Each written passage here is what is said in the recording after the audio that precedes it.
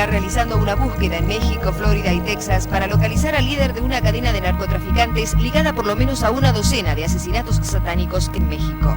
Mark Kilroy, de 21 años, cuyas piernas fueron cortadas a la altura de las rodillas. También le cortaron la cabeza y cocinaron parte del cuerpo. Hey everyone, my name is Liz and welcome to the Crime All Over channel, where we talk about true crime, mysteries, and the unexplained. Today's episode is a cautionary tale on travel. What happens when an innocent vacation booked for fun actually turns into a nightmare? Viewer discretion is advised and trigger warnings for unaliving and torture. Okay, let's get to it. Mark James Kilroy was born on March 5th, 1968 in Chicago, Illinois. His dad, Jim, was a chemical engineer, and his mom, Helen, volunteered as a paramedic and was also a stay-at-home mom. His family moved to Santa Fe, Texas when Mark was born, where he and his younger brother were raised. At his high school, he made the honors, was a great athlete, played multiple sports, and was part of the Boy Scouts.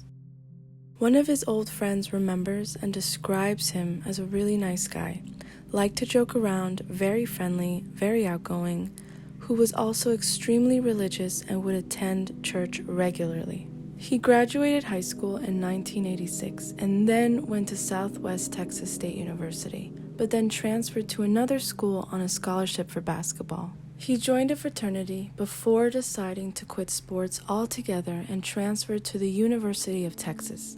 There he became a pre-med student and was on his way of becoming a doctor.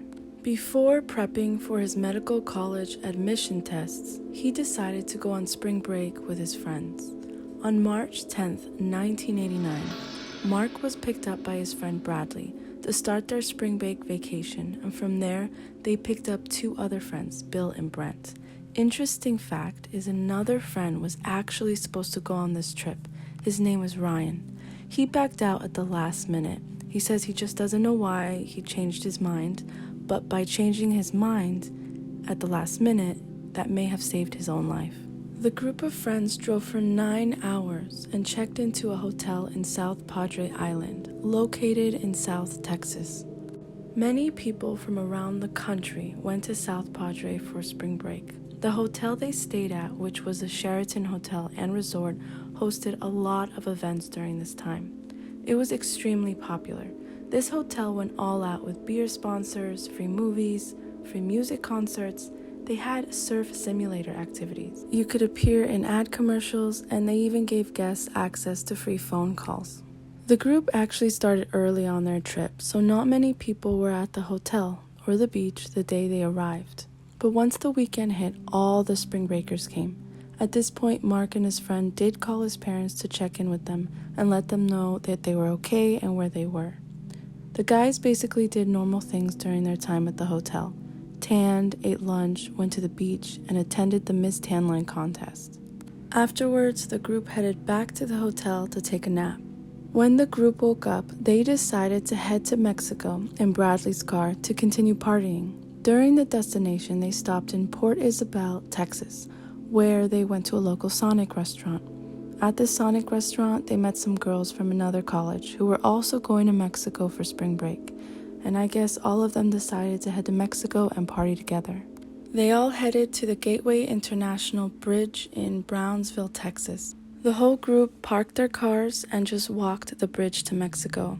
They spent the rest of the evening at a nightclub called Sgt. Pepper's in Matamoros, Tamaulipas, Mexico. Tamaulipas is the state, Mexico is the country, and Matamoros was the city. From what I got back in the 80s, Matamoros was a safe, nice town.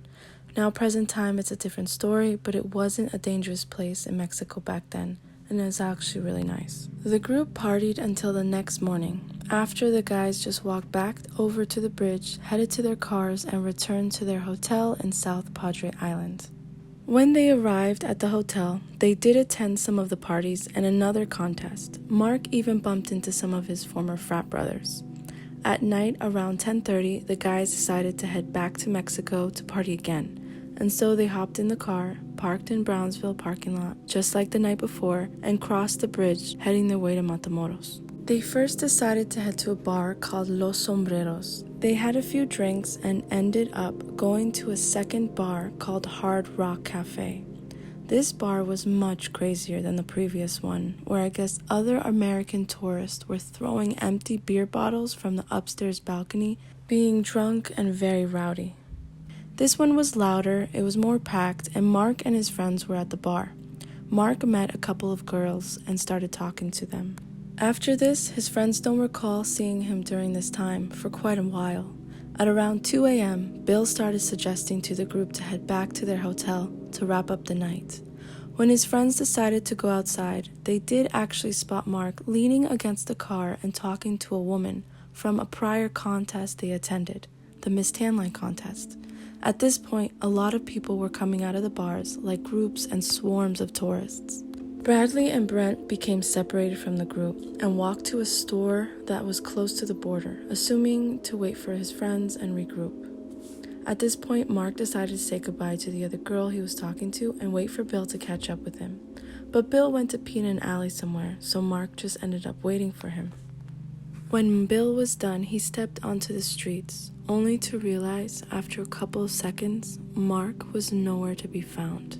The three friends searched for Mark until around 4:30 in the morning. They assumed maybe Mark crossed the bridge back to the States, just waiting for them near the car.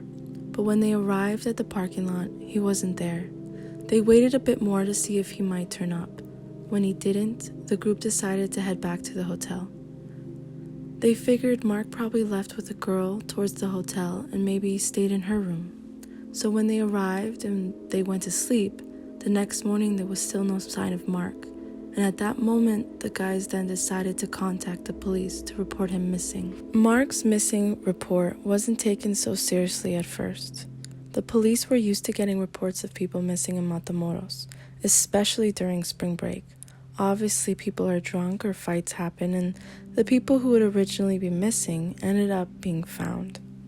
When the word spread in Mark's family that he was missing, his Uncle Ken, who worked in the U.S. Customs Service out in Los Angeles, had put together a police task force in order to try to search for him in Brownsville. Back in Matamoros, word started spreading quickly that a white American tourist went missing in that area.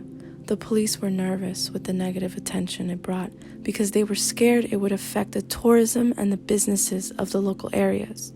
So frequently visited during that time, that was the people's bread and butter, and they did not want to lose any revenue. So they put out that maybe Mark became missing in Brownsville instead of Matamoros, and that maybe his friends were wrong about the location and time of events that occurred. Bradley, Brett, and Bill denied it. They knew that Matamoros police was shifting the blame out onto the States. When the investigation started to show itself as becoming more serious, the Mexican Federal Police Force agreed to also get serious and work on the case with the U.S. They helped U.S. investigators interview potential witnesses and worked with tips that were coming in. Custom agents went with the trio of friends to try to retrace their steps. Officials in Texas contacted the U.S. consulate in Matamoros and asked to carry out a search of Mark's description to try to find him maybe missing in a jail or hospital. The authorities on both sides did believe that Mark's disappearance was connected to foul play. Maybe he was a victim of robbery then murder, or a drug-related murder.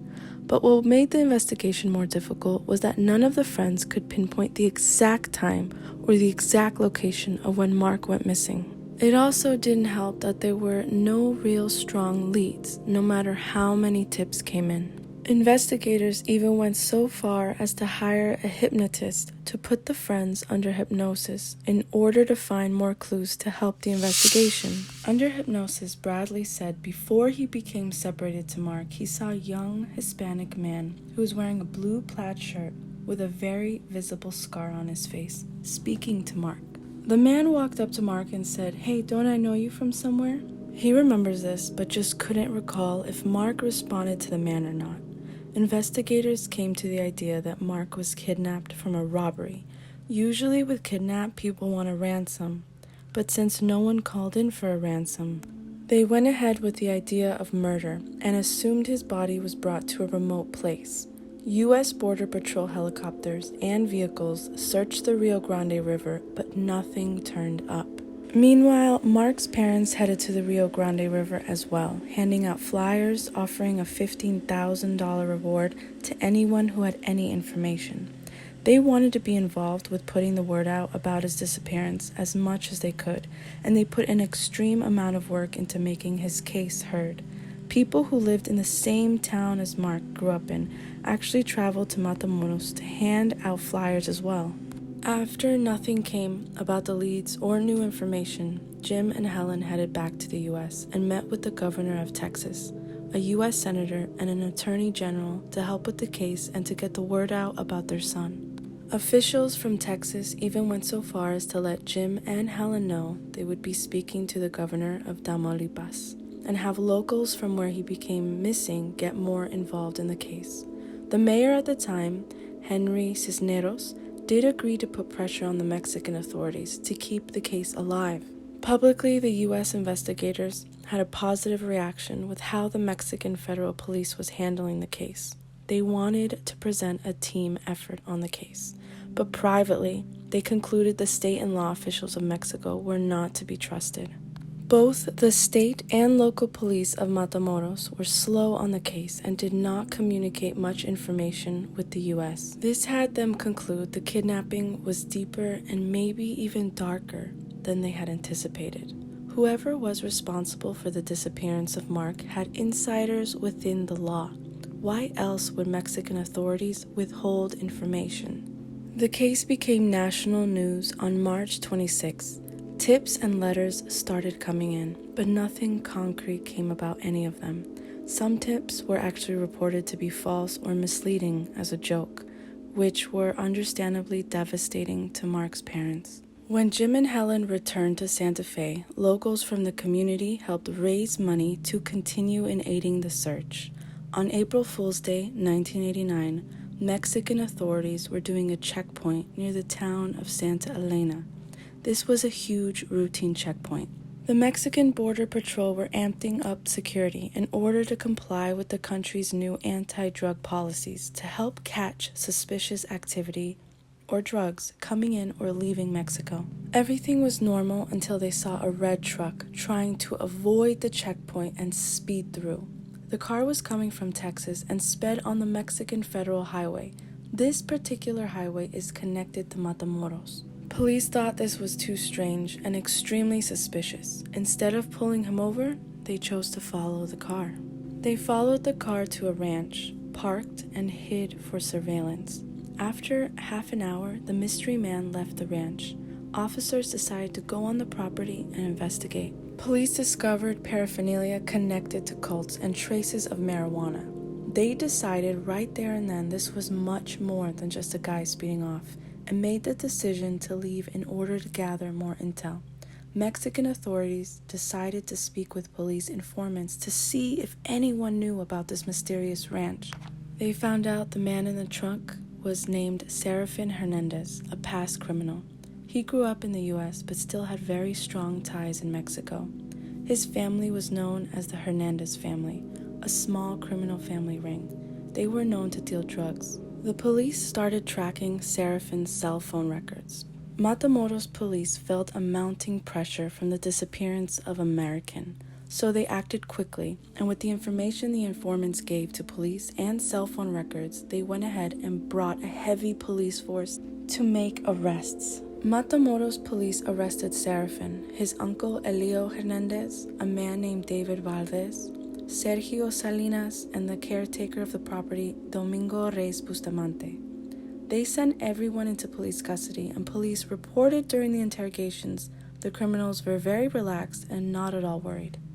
The authorities chose to question Domingo separately from everyone else. They chose to interview him on the ranch instead of take him in for questioning like everyone else. During questioning, they showed a photo of Mark to Domingo, who admitted he did in fact see Mark and pointed to where exactly he saw him. Domingo also told police the ranch always had visitors come and go. The time he saw Mark, he wasn't able to understand him because Domingo only spoke Spanish and Mark was only speaking English. Back at the station, police questioned everyone. Serafin was questioned away from the other group members. At first, no one talked, but after a while, Serafin confessed to everything. He told police he was the one who helped kidnap Mark. Not only that, but Mark was not the only one this happened to. Over the course of several months at the ranch in Santa Elena, the group kidnapped several people. Once Serafin started to confess, this gave the police information to question the others, and one by one, they all started to confess. Serafin eventually told police who the leader was and what exactly was going on.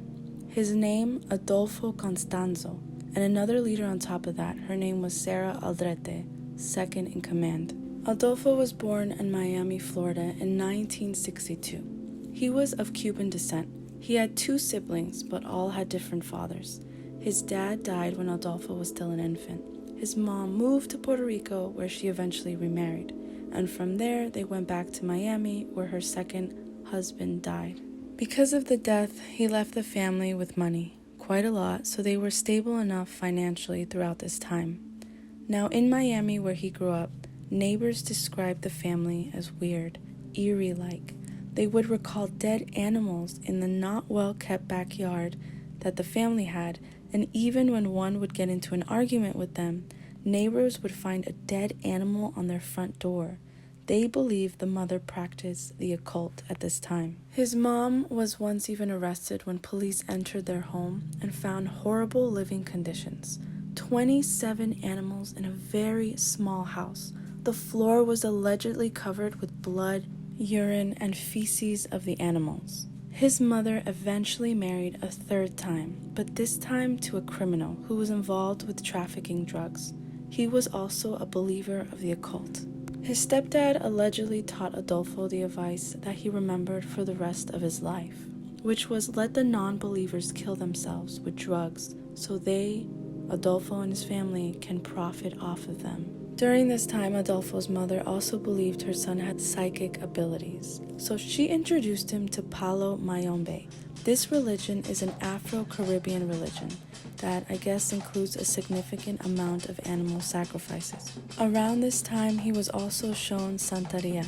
A bit about Santeria: it's a religion from the media. It portrays it to be witchcraft, but it's not. It's disrespectful to refer to that. Santeria started in Africa and worked its way to Latin America. It is a very popular religion in both countries, and from what I read, the religion believes in energy, music, which is a big part of the way they pray. They believe in ancestors guiding them, watching over them, and they lean more on the natural remedy side of healing. There is a small sacrifice in the religion. It's a small percentage from what I read, and they eat it or donate it after. They don't do any torturing of the animals, though. Back to Adolfo. Fast forward to him being a teenager. In his youth, allegedly, he and his mom were both arrested for petty crimes. There really aren't any specifics on it, but I'd assume it was vandalism or theft.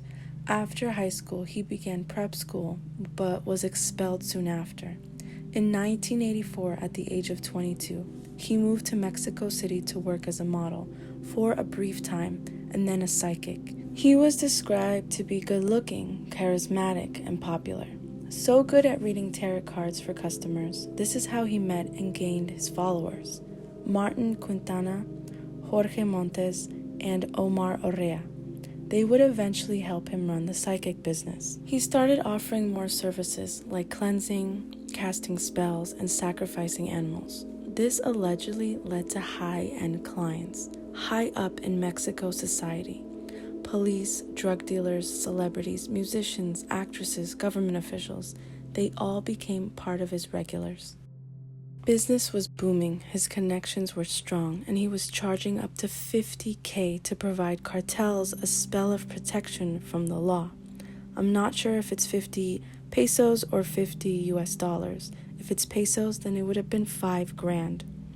It is allegedly claimed by his followers he thought these spells weren't enough. He decided to go to a step up and start robbing cemeteries for bones in the graves.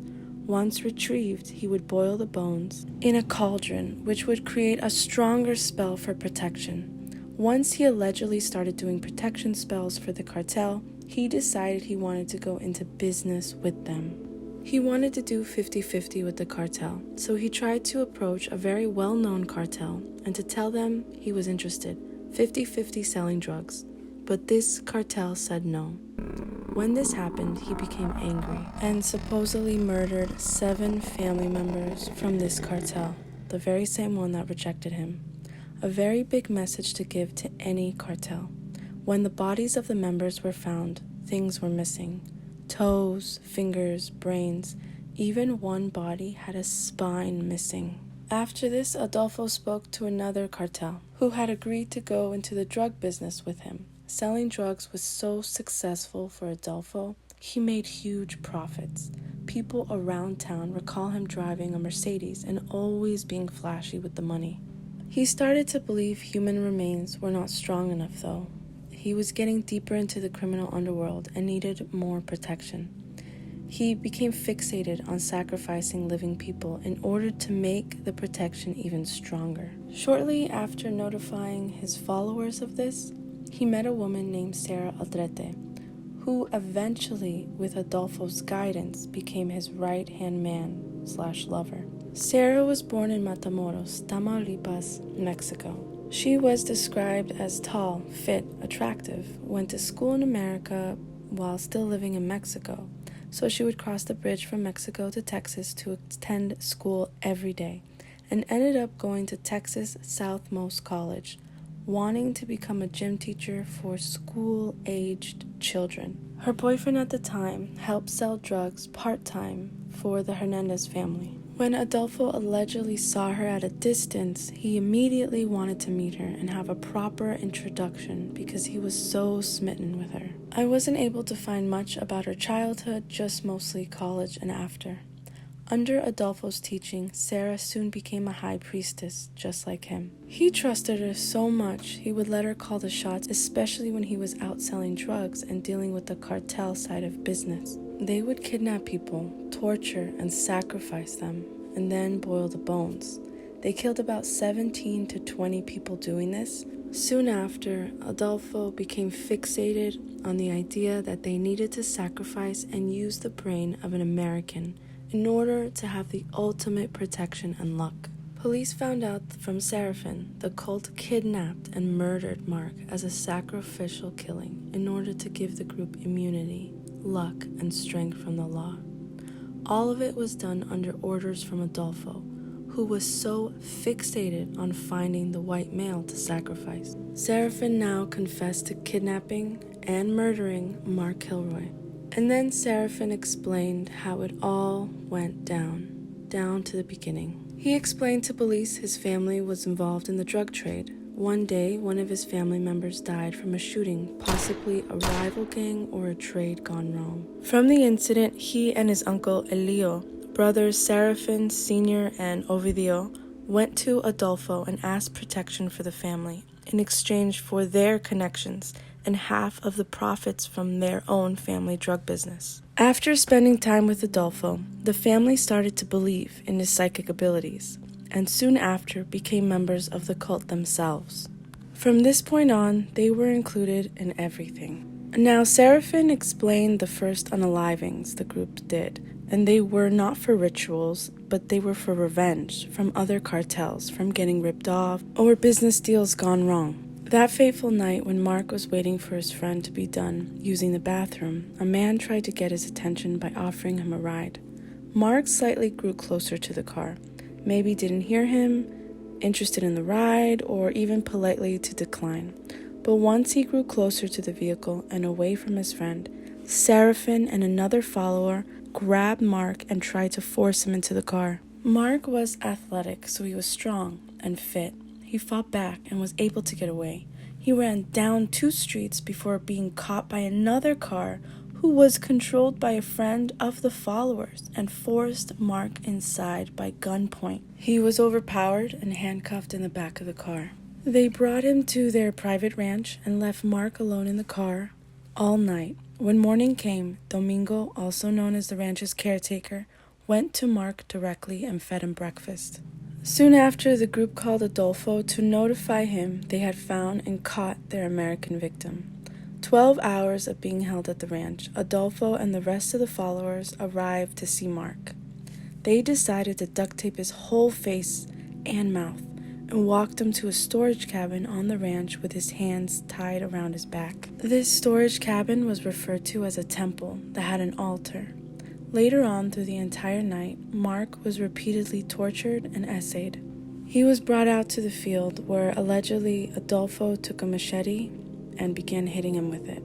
His brain was taken to be boiled in the African cauldron, and a spell was to be done. Adolfo ordered Serafin to cut Mark's legs. Serafin explained to police cutting off the legs were done to help move the body faster and make burying it easier. A wire would be then inserted into his spinal cord as done many times to many victims in the past. This was done so after the buried bodies were decomposed, members could easily pull out the wire attached to bones and create a good luck necklace with it. With Serafin's confession, the police decided to bring the 4 suspects to the ranch, and Serafin actually agreed to show the police where the murder happened and where exactly Mark's remains were. This is when they made them locate the body and then dig up the mass grave. The police recorded that a strong indication where the grave was wire pieces sticking out from the dirt, the very same ones they put inside Mark. The suspects dug up all the murdered victims, and the police discovered 15 male bodies, all horribly mutilated. The 15 bodies were all within the span of 9 months. Police quickly recruited a professor of anthropology at the Texas Southmost College to go to the ranch and tell them exactly what was going on with all the cult paraphernalia they found. Coincidentally, the same professor was a former teacher of a class Sarah had attended in the past. At the ranch, they found Adolfo's diary that contained his writings on the practice, and the professor found him to be extremely knowledgeable about the religion. Before, the police were basically going by the group being a satanic or voodoo cult, but the professor proclaimed it was neither and explained to them the differences between the religions and the sacrifices Adolfo was doing. Even though there was an insane amount of human remains on the ranch, police ruled out cannibalism. The next step of the investigation was to have the bodies identified. Mark's dental records helped ID him pretty quickly. All but 3 bodies were actually identified. Out of all the bodies found, police concluded only 5 victims were actually used for rituals. This goes back to what Serafin had claimed in his interrogation, where most of the group's unalivings happened because of deals gone wrong, rivals, or favors for others. That the unalivings were more about revenge than the actual rituals for the cult. While the police raided the ranch, they found more than 200 pounds of illegal substances and at least 12 guns, including 3 machine guns.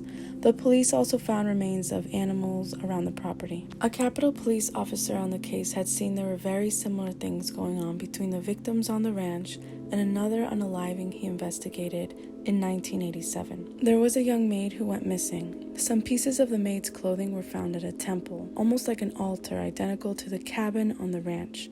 When the actual body was found by a river, it was found along with 7 others. This meant that the cult's unalivings were longer, more frequently, and probably farther than anyone really knew themselves. So with Serafin's confession and all this information, on April 12th, the followers who were taken into arrest were brought to the Mexican Federal Judicial Police for a press conference in Matamoros. 250 journalists and counting from around the world came. The journalists asked questions and the suspects were allowed to answer. Elio Hernandez proclaimed he was an executioner for Adolfo's cult, but he was also the one to back up Serafin's story that Adolfo ordered and unalived Mark. The followers explained the cult's ranks and detailed how scars branded into the skin by an arrow-shaped blade let others know in the cult that you were allowed to unalive people. And Uncle Leo had all the scars. When all this was happening and announced on national news, the police found out Adolfo, Sarah, and 3 others had fled. Now back in Texas, Jim and Helen were hoping for their son's safe return. Instead, were notified when his body was discovered and held a memorial service in his town. Kilroy's plan to remember their son by setting up an anti-drug foundation in Mark's honor. Think about it. Here I am, a father. I have to think of my son. He was running, trying to get away. My son was begging for his life. Think about that. Do you want that to happen to your children? Do you want that to be you? That's why I'm doing it. I'm doing it for you. Jim and Helen did meet with George Bush, the president at the time, to talk drug control. Now, 2 weeks after the bodies were found and identified, police and investigators went on the property, brought people in, found out what they were dealing with, discovered these things, did the press. The Mexican federal police decided to burn the whole place down. They supposedly brought a healer to bless the ranch before burning the cabins and the house down with gasoline. When U.S. investigators questioned this move, they were met with no explanation. Although the ranch is where Adolfo felt so big and powerful, and once he heard about the fire, he went into a rage, but everyone highly doubts that this was the reason why. The day they found the bodies, Adolfo got word from whoever his source of connections were that things were closing in on him, and that very same day he actually fled. He stayed at a Holiday Inn in Texas and flew to Mexico where he owned an apartment. Like I mentioned earlier, he escaped with Sarah and 3 others. Meanwhile, police had no idea where he was, so U.S. and Mexican officials started a nationwide manhunt, and he was considered armed and dangerous. Tips came in and investigators discovered he was last seen driving his very flashy Mercedes in Brownsville. There he owned a home which police raided. He wasn't there, but they did find an altar, almost like the one at the ranch, with animal blood just covering the whole house. Now at this time back in Texas, Adolfo, Sarah, and 11 other cult members were indicted by a state jury. They were indicted for importing drugs in the U.S., conspiracy to possess with the intent of distributing. Now arrest warrants were quickly issued for Adolfo and everyone else who fled. On 17th of April, Serafin Sr., the brother of Serafin, was arrested in Houston by the DEA. Federal charges were filed against him for importing drugs, possession, and conspiracy. There were 2 others arrested and implicated along with him. Investigators find out Adolfo was involved with a $20 million failed drug operation in Houston that was busted in June 1988. So they believed him to be hiding somewhere there since he owned a home there too. They raided the house and found ritualistic candles, another altar, and even paperwork with Serafin's brother's name on it. Police and investigators raid Adolfo's homes in the U.S. When he doesn't turn up, they turn their attention to Mexico. Mexican authorities find out Adolfo owns a property in Atizapán, Mexico. They find people living there, but no Adolfo.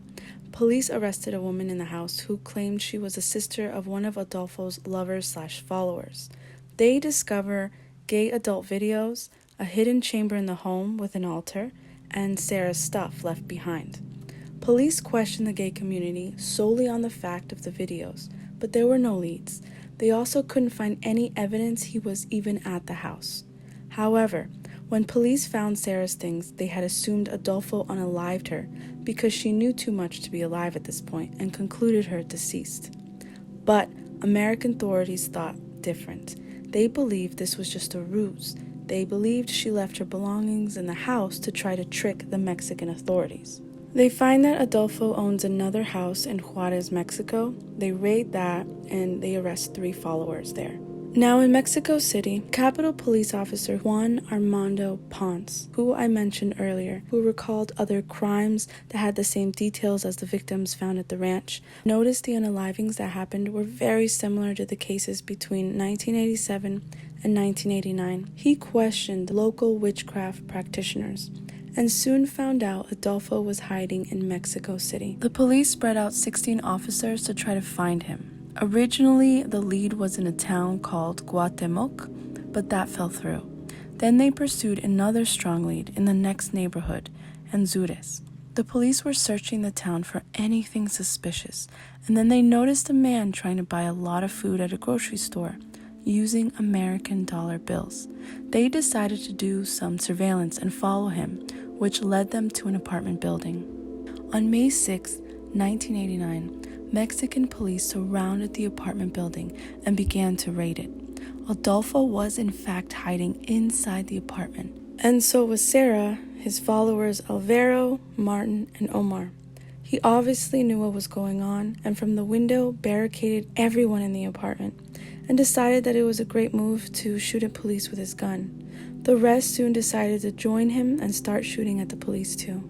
Allegedly, Adolfo started to throw money at the police from his window. He started to burn it and then throw it at the policemen, all while shooting at them. This all went down no more than 45 minutes, and soon after, Adolfo ordered Alvaro to unalive him and Martin. At first, Alvaro hesitated, but Adolfo did not have time, so he decided to strike him across the face and demand that he do it, or he'll be forever damned in eternity. Adolfo embraced Martin in a hug and did not let go when Alvaro stood in front of them with a machine gun and opened fire. Sarah witnessed it all, and allegedly she ran out the door screaming and crying that Adolfo was dead.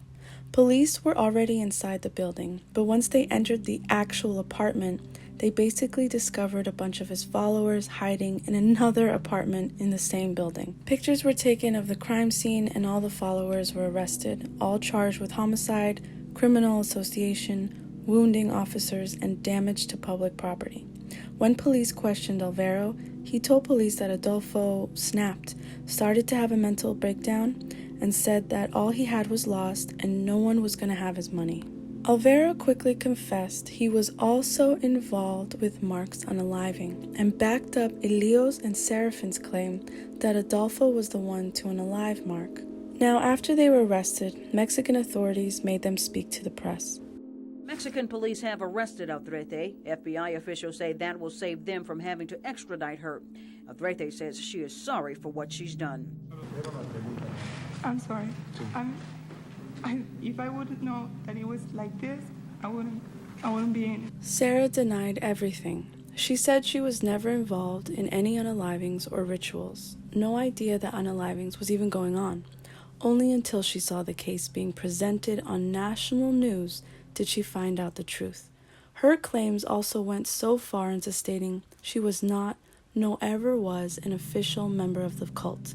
Never even Adolfo's lover, only an innocent prisoner held by the force by Adolfo and his followers at the end. During this time, police feared that Adolfo staged his unalivings with a fake body, but investigators DNA'd fingerprints on the body and confirmed it was him. Some of the items Adolfo had were actually never brought in as evidence, such as one of his machine guns and a suitcase he owned that reportedly had important items and names inside. On May 15th, a judge didn't even bother giving anyone arrested bail. It soon came out that Adolfo had AIDS, and any one of his lovers would have contacted it. Omar admitted that he and Sarah were Adolfo's lovers, and he also admitted that he had AIDS.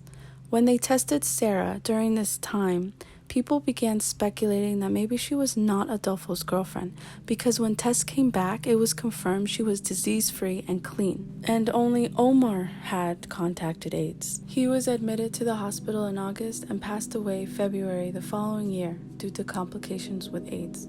The courts having enough evidence to go to trial, they were all found guilty. Seraphin Sr. did cooperate with U.S. and Mexican officials. He was sentenced to only 18 months in prison.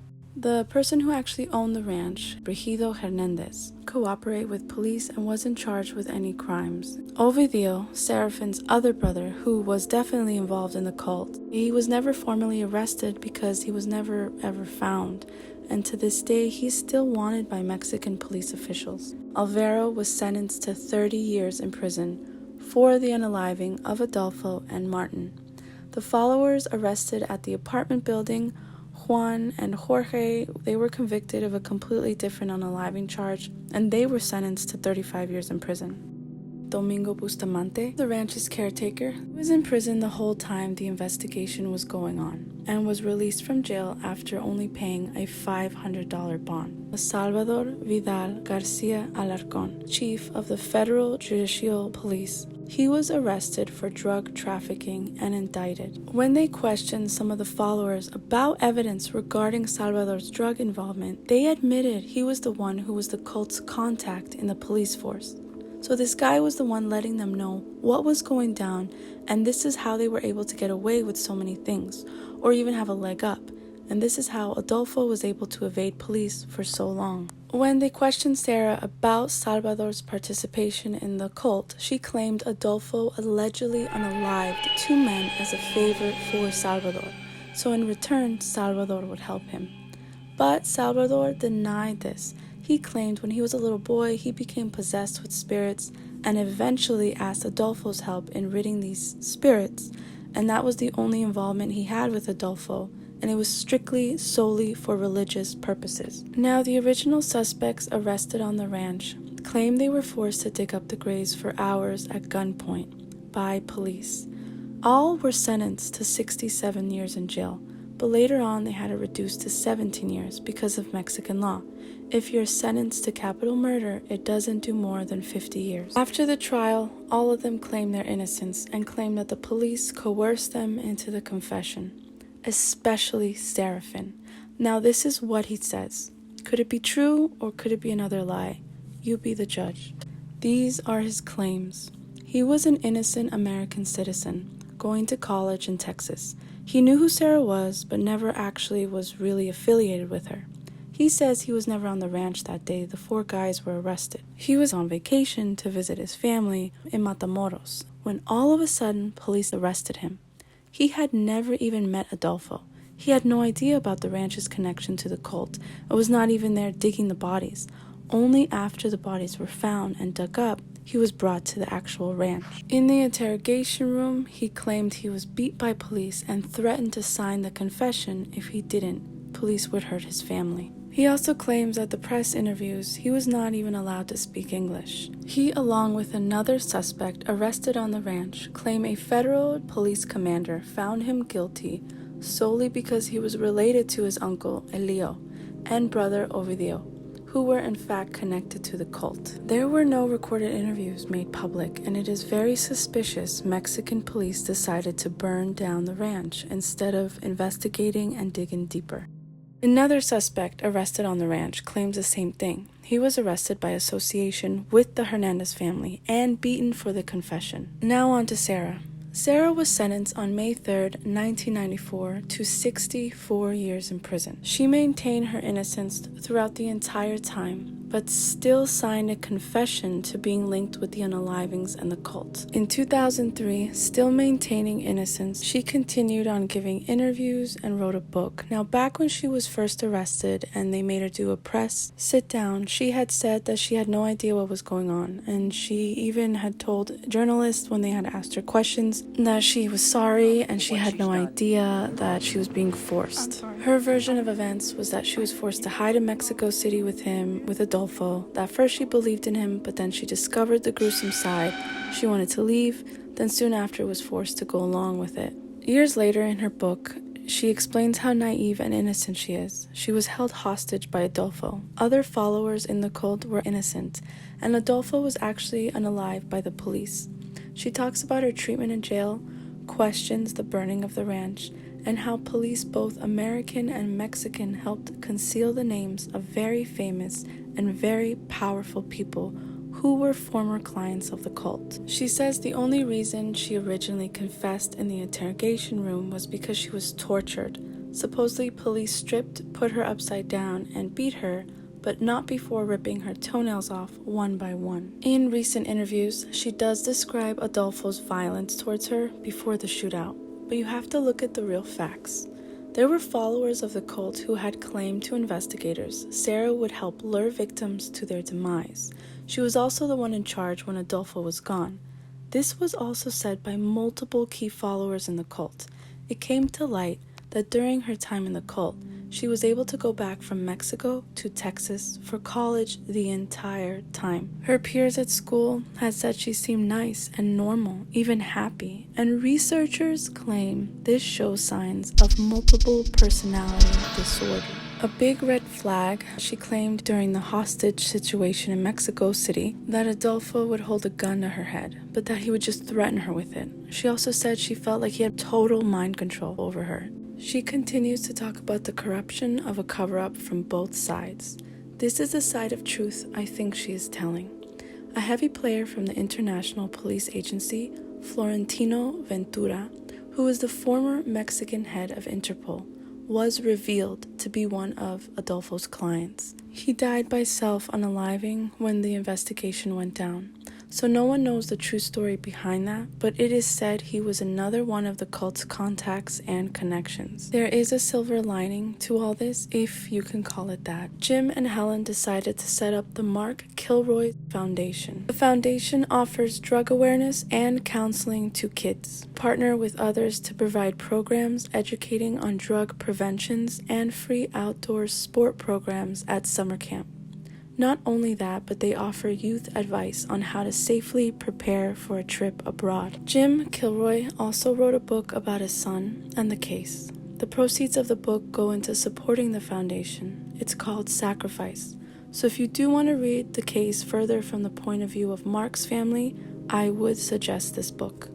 There are so many cases out there where people go missing, or one friend gets lost, or they lost sight of another, never to be seen again. This can happen anywhere in the world at any time to anyone.